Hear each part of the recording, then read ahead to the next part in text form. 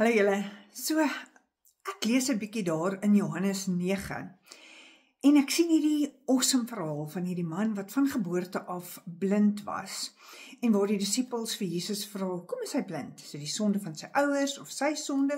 Hoekom is hierdie man blind? En hy sê nee, dis sodat God die Vader verheerlik kan word deur Jesus se werke vandag. So Jesus kom, hy maak klei, sit dit op die ou se oë en sê, gaan en was jou en jy sal kan sien. En hierdie man is genees van blindheid.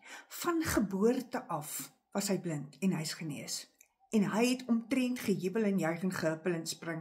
Ek dink nie ons kan ons voorstel hoe hy moes gevoel het as ons nie self in sy skoene was nie en al nog nooit kon sien nie.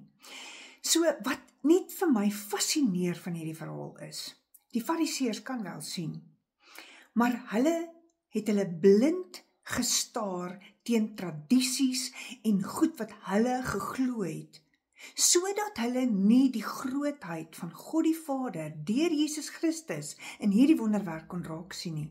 Hulle het gekies om te redeneer en te stry en weer te vra. So ek wil vir jou vandag vra, hoeveel goeters redeneer ons oor en wil ons nie glo?